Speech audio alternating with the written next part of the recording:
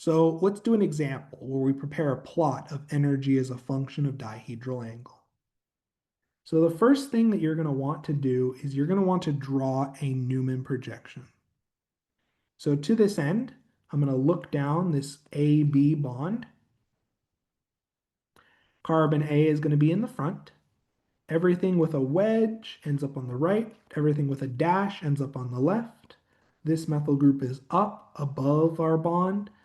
This methyl group is down below the carbon-carbon bond.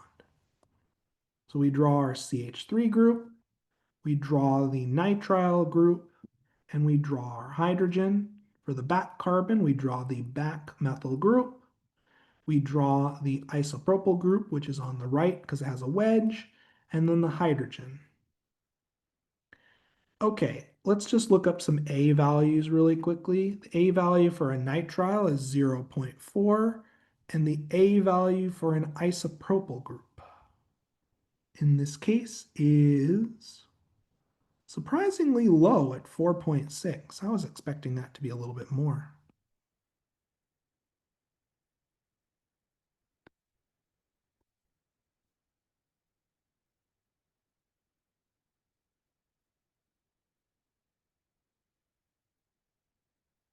Okay, the A value for the methyl group is also 3.8 kilojoules, just for reference.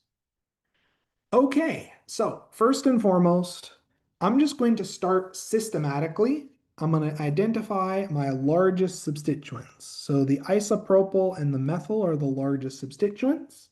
So I'm going to draw a 0-degree conformation with those two. Oops, so the isopropyl and the methyl group, isopropyl on the back carbon, methyl on the front carbon. And I'm going to make sure that the isopropyl and methyl group are separated by a dihedral angle of 0 degrees. This is setting it up for the greatest amount of steric and torsional strain. To get there, I just rotate the carbon-carbon bond 60 degrees, moving the back carbon substituent 60 degrees.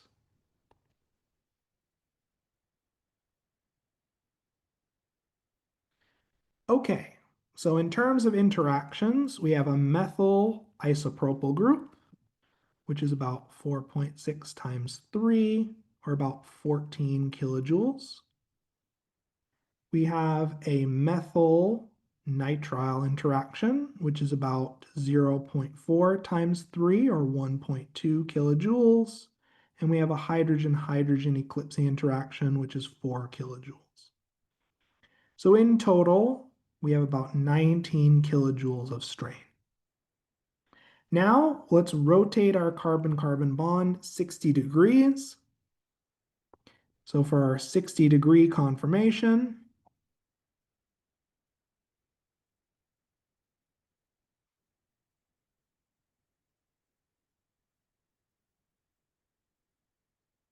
and you can rotate in either direction. So from here, we have gauche interactions. So in this case, in terms of gauche interactions, we have a methyl isopropyl, which is 4.6 kilojoules, and a methyl nitrile, which is 0.4. So this is 5 kilojoules of total strain. Rotating our carbon-carbon bond another 60 degrees, we get the 120-degree depiction.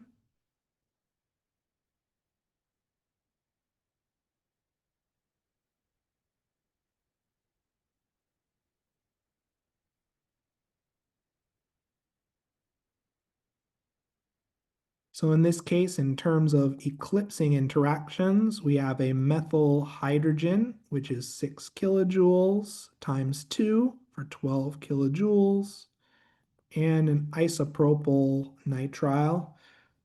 This one's going to be hard to quantify. If we compare it to a methyl isopropyl interaction, it's going to be probably at least half to a third of that, just looking at the difference in A values. So I'd estimate to be around 5 kilojoules. Whenever you encounter an interaction you can't quantify, just give a reasonable estimation. I will expect you to know the ones that are tabulated, like this methyl hydrogen interaction, exactly. Okay, rotating our carbon-carbon bond another 60 degrees gives us the 180-degree conformation, where in this case we have the methyl, the nitrile, the hydrogen, the isopropyl group,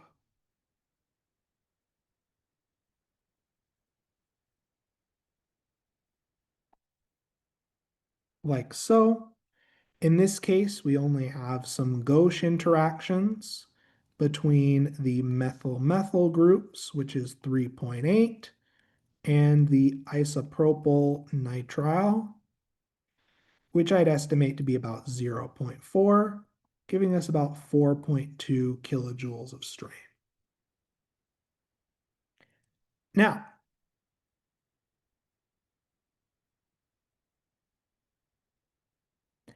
going back to this 60-degree calculation, we have the methyl nitrile and methyl isopropyl interaction, but there's also the isopropyl nitrile interaction, which we have to note as about 0.4, giving this a revised total strain value about 5.4. So as you can see, the 180-degree conformation is the lowest energy, while the 0-degree conformation is generally going to be the highest energy. We still have a few more structures to parse through. So let's free up some space for that. And let's talk a little bit about those next structures. So in this case, if we continue to rotate our carbon-carbon bond 60 degrees, we get the 240-degree conformation, where in this case,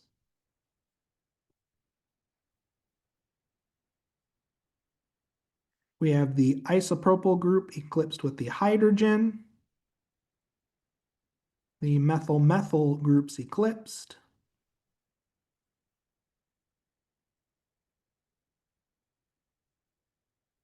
so the methyl-methyl eclipsing is 11 kilojoules, and isopropyl hydrogen eclipsing I'd estimate to be around 6 to 7 kilojoules based on the fact that a methyl and isopropyl group have pretty similar A values. And the nitrile hydrogen eclipsing interaction I'd estimate to be much less than a methyl hydrogen eclipsing interaction as somewhere around 4 kilojoules. This gives a total amount of strain of about 22 kilojoules, though this is very much an approximation. Finally, if we rotate our carbon-carbon bond 60 degrees, we get the 300-degree conformation. Notice you only have to go up to 300 degrees because one more rotation gets us right back to the starting point.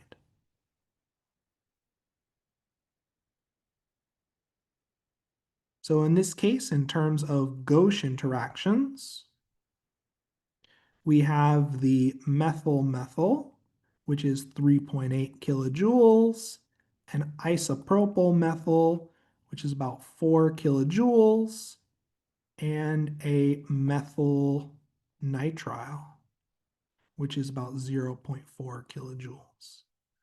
In total, this gives us about 8.2 kilojoules of strain. Now, if we wanted to make a plot, all we have to do is take energy as dihedral angle. So 0, 60, 120, 180, 240, 300, and just plot the points. So let's do 1, 2, 4, 6, 8, 10, 12, 14, 16, 18, 20, 22. Okay, that should be good enough. Now 0, we're at about 19 kilojoules of strain. For 60, we're about 5.4. For 120, we're at about 17. For 180, we're at about 4.2. For 240, we're at about 22.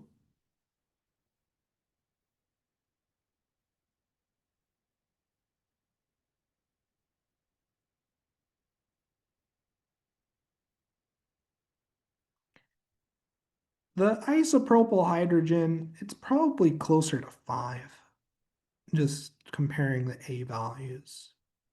So this will be closer to about 20 kilojoules. And the methyl hydrogen is probably going to be a little bit less than 4. So we'll say this is somewhere around 20 kilojoules.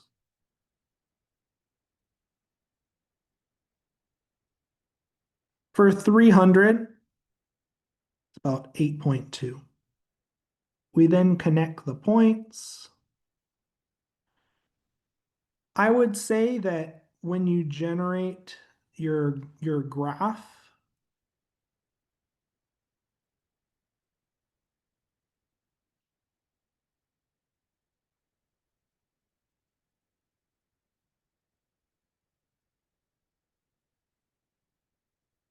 given how close the 240 and 0-degree conformations are, I would accept either of them as the highest energy conformation if you're doing these calculations on an exam, for example.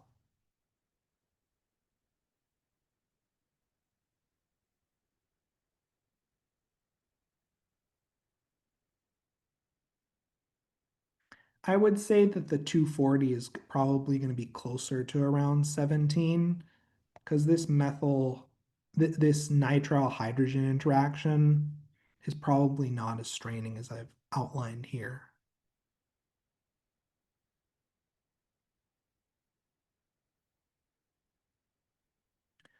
Okay, so that's the general process that you can use to prepare a plot of energy as a function of dihedral angle. With this example in mind, I'd like you to take a look at the following problem and give your attempt at preparing a plot of energy versus dihedral angle for each of the conformations for the following molecule. So I'd like you to pause the video at this time, and then we'll discuss this example momentarily.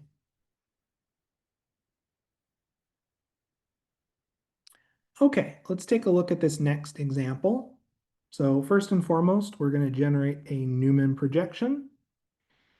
So all of the wedge substituents end up on the right, all of the dash substituents end up on the left. This ethyl group is up, this ethyl group is down.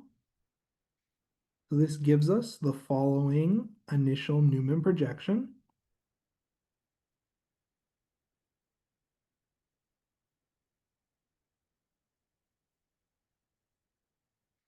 From here now, we're going to identify the largest substituents on the front and back carbon. On the back and front carbon, it's these two ethyl groups. So for the 0-degree conformation, I'm going to rotate my substituents 180 degrees so that my two ethyl groups are fully eclipsed.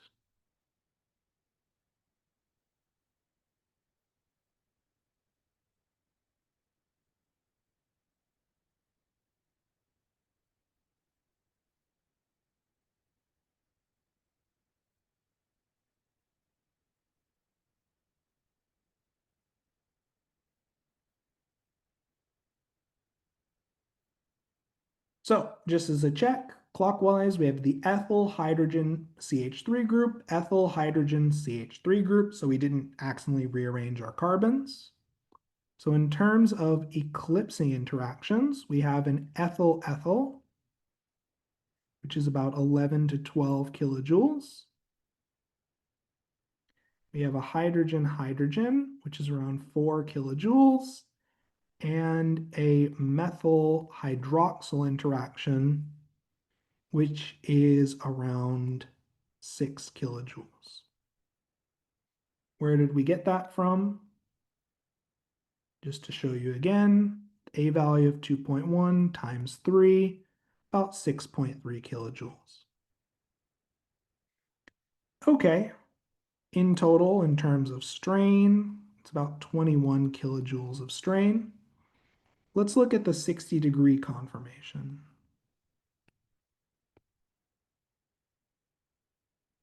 So, rotating this carbon 60 degrees,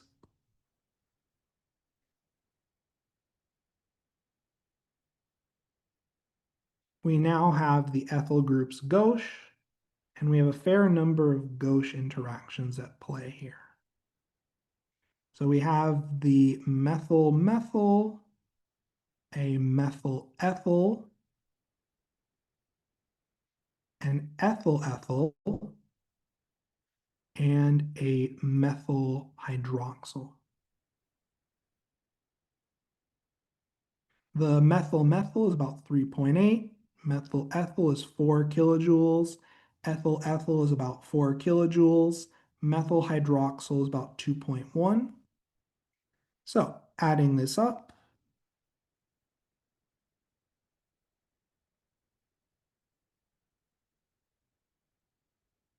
that in turn gives us 12, 14. So about 14 kilojoules of strain. Rotating the carbon-carbon bond another 60 degrees.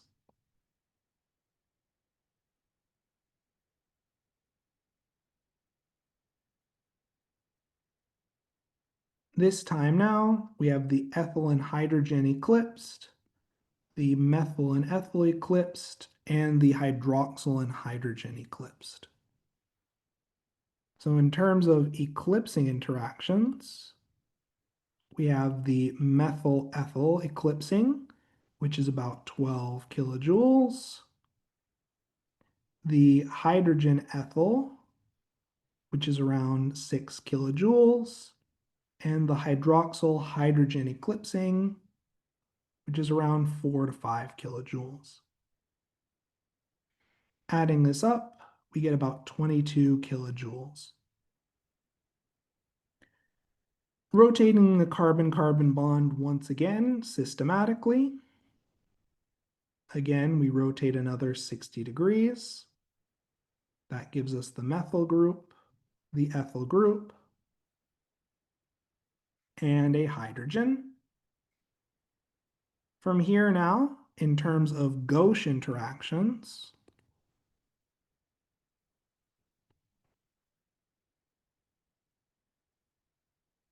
we have 0, 60, 120. Now we're at 180. This should be the lowest energy conformation. We have a methyl-ethyl gauche interaction, which is about 4 kilojoules. And we have a methyl hydroxyl gauche interaction, which is about 2.1, giving us 6.1 kilojoules of total strain. Rotating our back carbons another 60 degrees, we get the 240-degree conformation.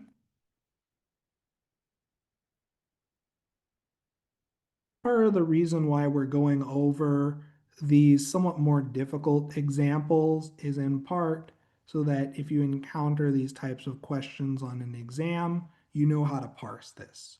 Draw out the Newman projection, rotate your carbon-carbon bonds 60 degrees, calculate the energy systematically. Generally, the 0-degree conformation is going to be the highest energy. The 180-degree conformation will be the lowest energy. So 240 is our last eclipsed conformation. In this case, we have an ethyl hydrogen eclipsing interaction, which is around 6 kilojoules.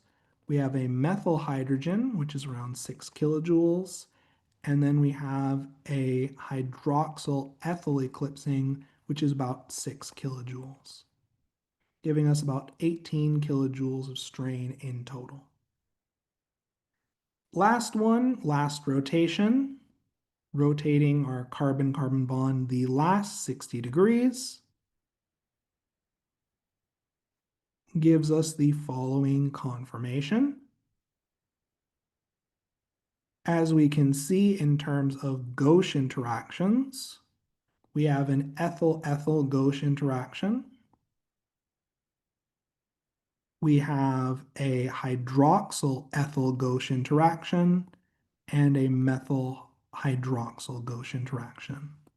This is about 2.1, 2.1, and 4 kilojoules for a total of 8 kilojoules of strain. If we are preparing a graph of energy as a function of dihedral angle, so 0, 120, 240, 2, 4, 6, 8, 10, 12, 14, 16, 18, 20, 22, 24. Let's circle and just note this 0 degree is the highest energy conformation.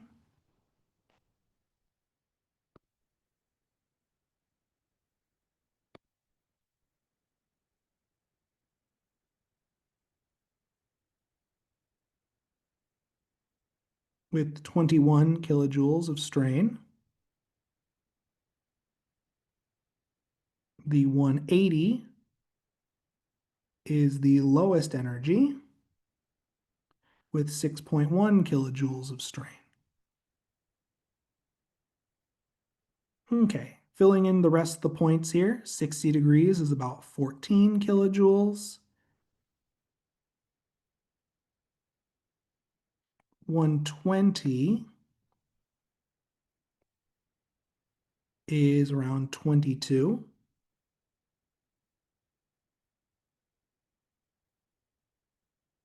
180 is about 6.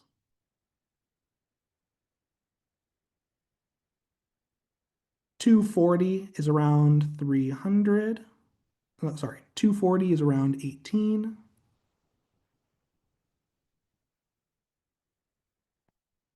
And 300 is around 8. So we now have a full graph of energy as a function of dihedral angle for this molecule. Now, as you notice in some cases, especially for the highest energy conformation, you'll often find that for the highest energy conformation, two of the eclipse conformations may be very, very close in energy. In which case, as long as your calculations are consistent, either of these assignments would be reasonably accepted. When you have small differences in energy between two conformations, they sort of share the same space in terms of being high energy and low energy conformations. Why is this important? Well, if you can identify the high and low energy conformations, we can get a sense about the general barrier to rotation. And this is especially important in terms of being able to identify the rotational barrier. So if we look at our full graph, we can see the difference. One moment.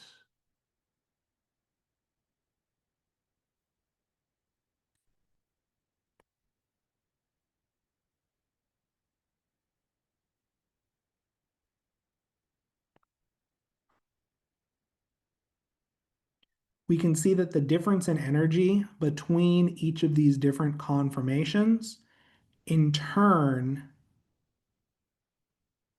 can let us determine the rotational barrier.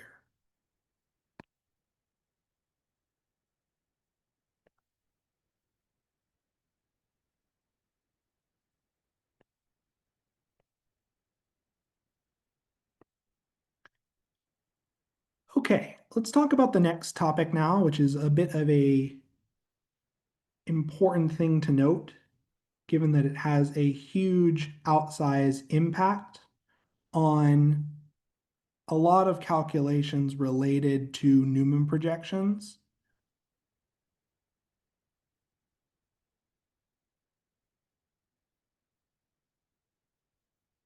So let's talk a little bit now about hydrogen bonding, which really does have to be accounted for.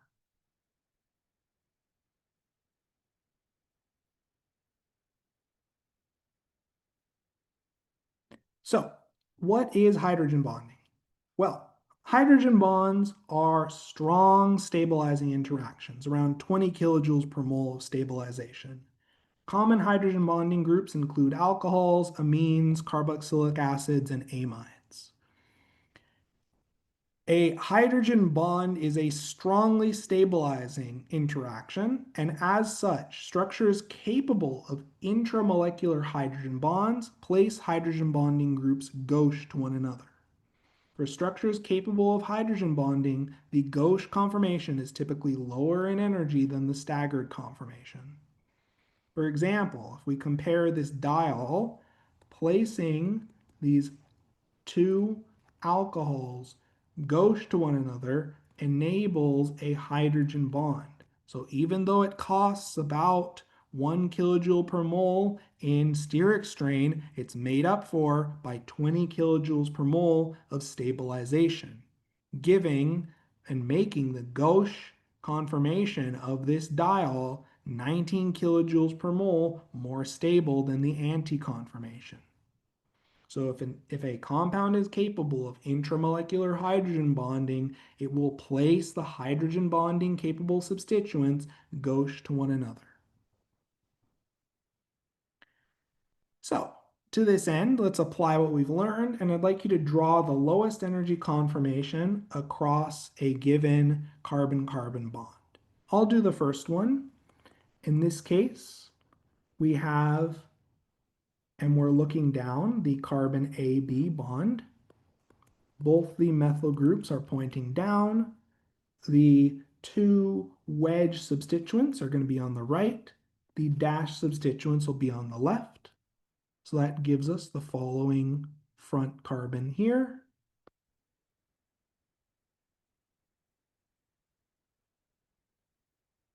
And we have the following back carbon here.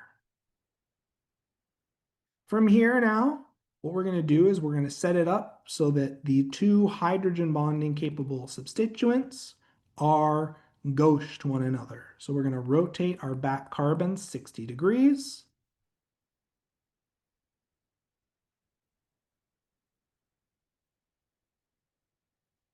So now we no longer have these destabilizing eclipsing interactions, but we have this highly stabilizing intramolecular hydrogen bond. And this makes up for some of the strain introduced by adding additional gauche interactions. Now, this is not the only conformation that's capable of an intramolecular hydrogen bond. If we rotate our back substituents 120 degrees, we have another conformation that's possible.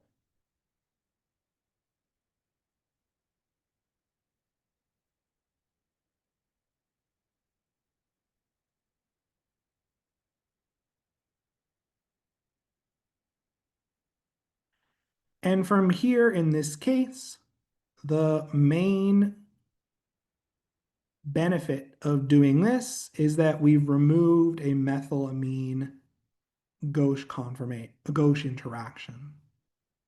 So if we had to compare these two structures, just to make a note, we have a methyl-methyl, a methylamine, and a OH amine gauche interaction. Well, in this case, we have a methyl-methyl, a hydroxyl methyl, and an amine hydroxyl gauche interaction. These two structures are pretty comparable, and I'd say both of these conformations would be very low in energy. Key thing, if you have hydrogen bonding capable substituents, please make sure to draw those substituents gauche so they can hydrogen bond, because the strain introduced by a gauche interaction is far less than the stabilization introduced from hydrogen bonding. Let's look at one more example. So I'd like you to pause the video and work through drawing the lowest energy conformation across the carbon AB bond for the following structure.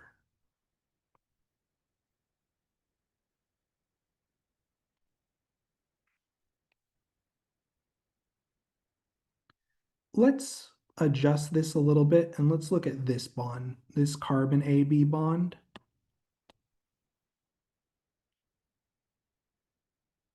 So let's pause the video and then we'll work through these examples momentarily. Okay, so first and foremost, on our front, we have an alcohol with 2 hydrogens. On the back, we have a methyl group with a wedge, which is on the right. The hydrogen with a dash is on the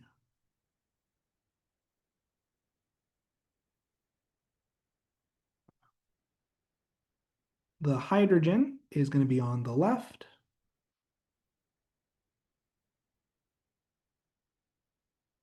This hydroxyl group is up above the bond line.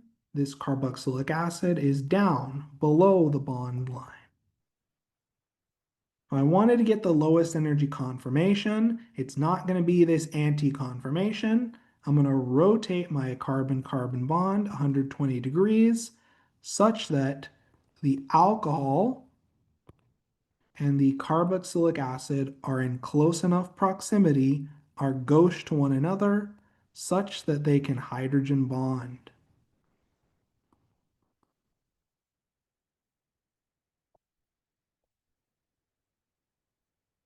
This in turn gives us our lowest energy conformation.